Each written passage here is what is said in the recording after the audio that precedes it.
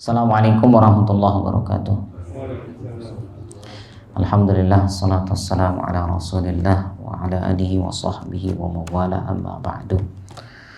Rabbi syrah li sadri wa yassir li amri wa hlul 'uqdatam min lisani yafqahu qawli. Jamaah rahimakumullah, alhamdulillahi rabbil alamin. Segala puji bagi Allah, Rabb semesta alam. Pada hari ini tanggal 25 Ramadan 1442 Hijriah. Alhamdulillah kita sudah menjalankan puasa 25 hari tentunya. Mudah-mudahan puasa yang kita lakukan, qiyamul lail kita, begitu juga sholat-sholat, ngaji-ngaji kita semuanya itu mendapatkan pahala di hadapan Allah Subhanahu wa taala. Amin. Yang kedua, salat ma'assalam, semoga selalu terlimpah curahkan kepada Nabi kita, Nabi Muhammad sallallahu alaihi wasallam. Jamaah rahimakumullah, kita lanjutkan yaitu tafsir dari surat Al-Buruj, yaitu yang dimulai dari ayat 11 sampai ayat 22. Allah Ta'ala berfirman, A'udzubillahi minasyaitonir rajim. Bismillahirrahmanirrahim. Innal ladzina amanu wa 'amilus solihati lahum jannatun tajri min tahtihal anhar. Dzalikal fawzul kabir. Inna batsha rabbika lasyadid. Innahu huwa yubdi'u wa yu'id. Wa huwal ghafurul wadud. Dzul 'arsyil majid. Fa'alul lima yurid. Hal ataka hadisul junud. Fir'auna wa samud. Balil ladzina kafaru fi takdzib. Wallahu min waraihim muhit. Bal huwa Qur'anun majid fi lawhim mahfuz. Jamaah rahimakumullah, Allah Subhanahu wa taala berfirman, innal ladzina amanu wa 'amilus shalihat. Orang-orang yang beriman dan beramal soleh. Di sini Allah Subhanahu wa taala mengatakan iman dan amal soleh. Jadi inilah yang namanya Islam. Ya, bukan hanya sekedar meyakini. Ya, bukan hanya sekedar di dalam hati, ya, artinya hanya pengucapan syahadat, tapi tidak mau sholat, ya, kemudian zakat tidak dibayar, ya, tidak beramal soleh yang lainnya, maka itu meskipun dikatakan seorang muslim, tapi muslimnya tidaklah sempurna. Karena yang namanya beriman itu harus ada, yaitu meyakini dalam hati, diucapkan dengan lisan, baru setelah itu diamalkan dengan perbuatan. Itulah iman di dalam Islam. Maka Allah Subhanahu wa taala mengatakan, sesungguhnya orang-orang yang beriman dan beramal soleh, lahum jannat, bagi mereka mendapatkan jannat. Jannat itu adalah kebun-kebun. Ya, maksudnya adalah surga. Ya, surga itu dinamakan dengan jannah. Kenapa jannah? Jannah itu adalah yaitu kebun. Ya, sudah kita katakan. Jadi bahasa Arab jannat di sini, jannatun itu kan berasal dari kata jim dengan nun yang bermakna tersembunyi. Ya, kalau jannah, jan itu artinya surga. Kalau jin artinya jin. Kalau jun itu artinya apa? Junnah, yaitu tameng. Ini menunjukkan ketersembunyian. Sehingga jannat itu dinamakan jannat. Kenapa surga dinamakan jannat? Karena ini bermaksud apa? Jadi kebun itu pohonnya rindang. Kalau pohonnya rindang, dia akan menutupi apa yang ada di belakangnya, sehingga dinamakanlah jannat, kebun. Kenapa kebun? Kok hadiahnya kebun? Ya, Kenapa hadiahnya kebun? Salah satu hikmahnya bahwasanya istilahnya menjadi fitrah manusia itu suka dengan yang berwarna hijau. Orang ketemu uang matanya hijau, tidak ada orang bilang merah. Ini menunjukkan rasa suka. Ya, di rumah kita banyak tanaman ada hijau. Kenapa kita senang? Ya, yang hijau-hijau kita melakukan perjalanan, safar dan sebagainya. Senang melihat yang hijau-hijau. Ya, sehingga Allah balas bagi orang-orang yang beramal soleh, yaitu jannat, kebun-kebun, tajri min tahtihal anhar. Masya Allah. Di bawah surga, artinya di bawah kebun-kebun itu mengalir yang namanya jannat tajri min tahtihal anhar. Sungai. Masya Allah. Ya, sebuah pemandangan hijau, ada sungai. Ini sebuah Masya Allah nikmat sekali. Fabi ayyi ala'i rabbikuma tukadziban. Ya. Kita di Bali saja Masya Allah, kalau kita ke utara sedikit atau ke timur sedikit, ke utara Masya Allah melakukan perjalanan naik ke atas bukit, naik ke atas gunung, melihat pemandangan yang hijau, di bawahnya air laut, di bawahnya air dan sebagainya. Masya Allah, nikmatnya sangat luar biasa. Ini jamaah rahimakumullah. Artinya apa? Orang-orang yang beriman, dia mau beramal soleh, ingat, insya Allah dia akan balasannya seperti ini. Ya, begitu juga artinya orang beriman mau masuk masjid, mau melakukan sholat dan sebagainya, ya itu sholat adalah termasuk amal soleh. Jamaah rahimakumullah, yakinlah selalu apa yang kita lakukan, mudah-mudahan Allah selalu menerima. Maka sering, kadang-kadang artinya hampir dalam setiap hari kita berdoa, ya Allah kabulkan, artinya terima amal ibadah. Jangan sampai kita sudah mohon maaf capek-capek tapi tidak dapat apa. Bekerja tapi tidak digaji, kan rugi. Ya, rugi. Kenapa? Karena memang istilahnya amal soleh yang dilakukan belum tentu diterima. Tapi kalau maksiat pasti terhitung. Orang yang melakukan maksiat pasti terhitung. Tapi kalau sudah melakukan amal soleh belum tentu diterima.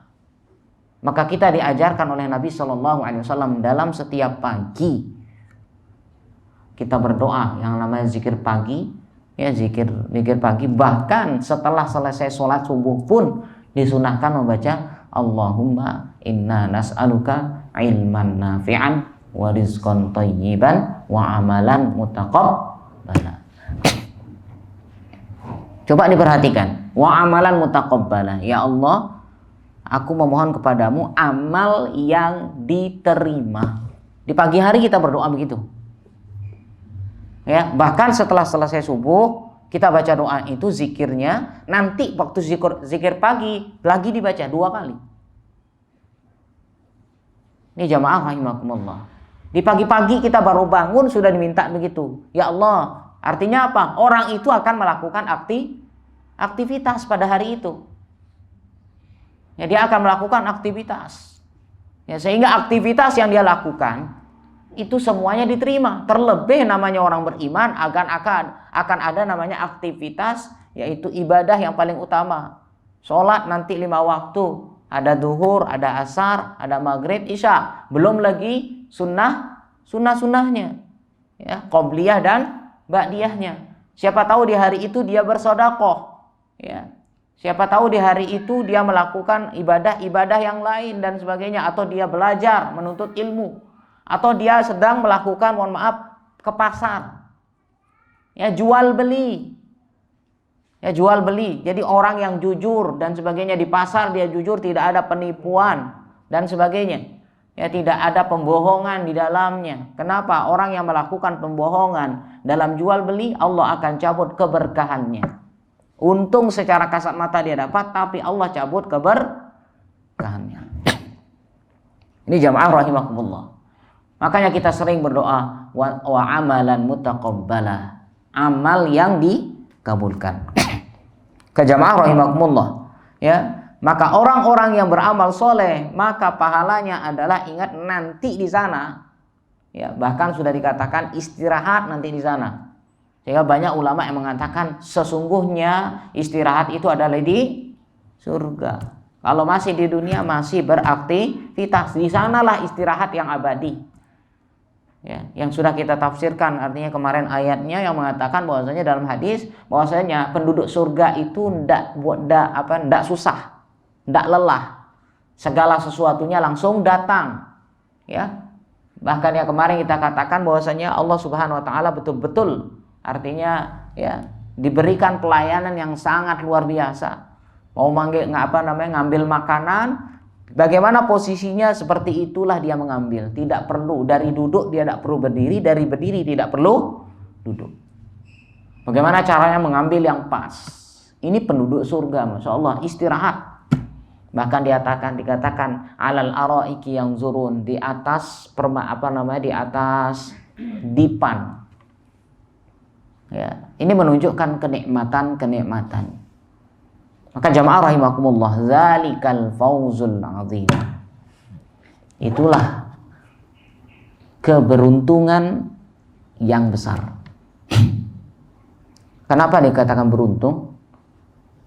Kenapa? Karena dia terbebas dari neraka.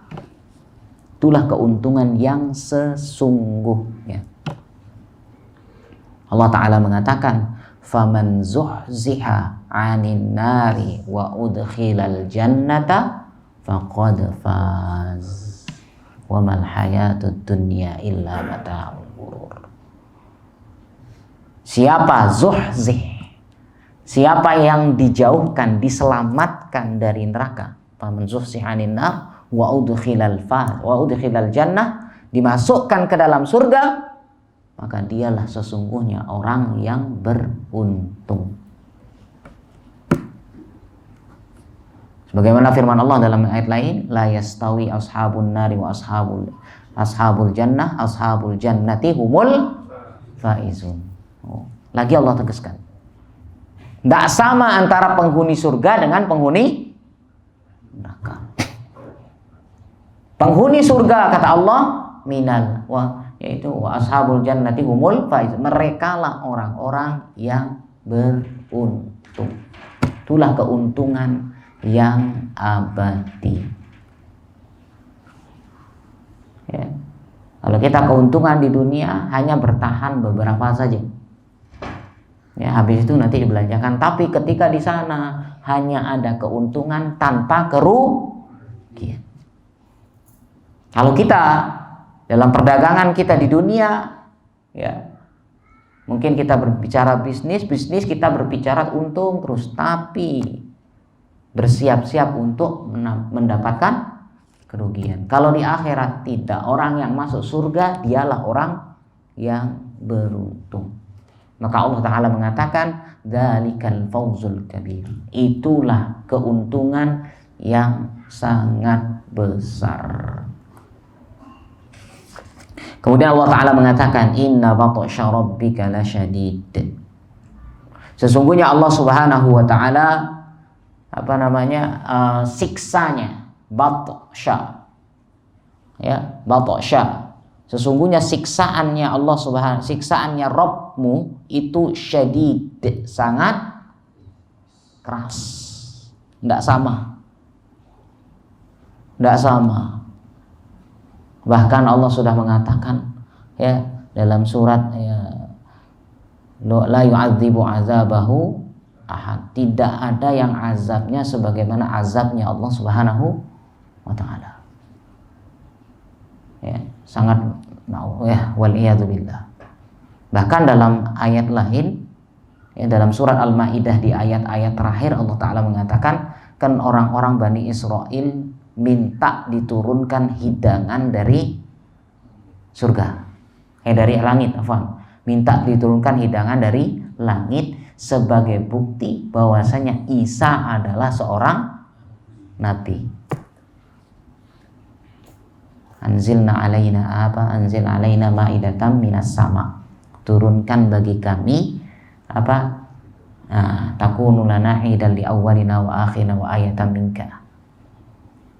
Ya, ini Allah Ta'ala mengatakan, jadi orang Bani Israel itu minta, coba dah buktiin kalau kau benar. Ya, buktikan kalau kau nabi, sekarang turunin hidangan dari langit. Akhirnya Allah sudah tegaskan.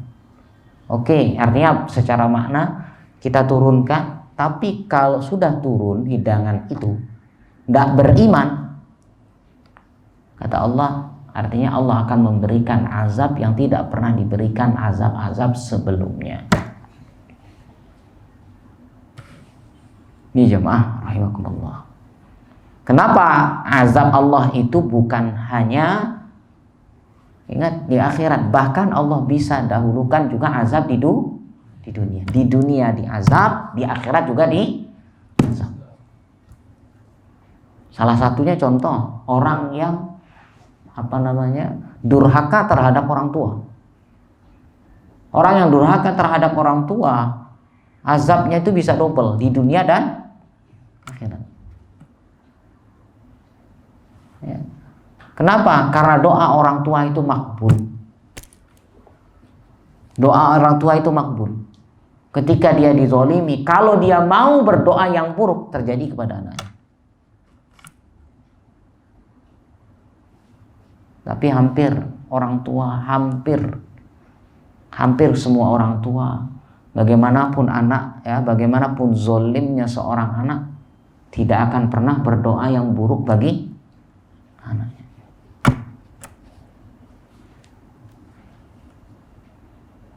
Ada orang tua yang dimasukkan ke panti asuhan sama anaknya sendiri. Anaknya tidak sanggup ngurusin karena sudah saking tua, saking sudah sepuhnya, dimasukkan. Tapi tetap ternyata doa orang tua apa? Berharap anaknya diberikan kesadaran, ya, dimaafkan kesalahannya dan sebagainya. Ini orang tua. Ini jamaah rahimakumullah.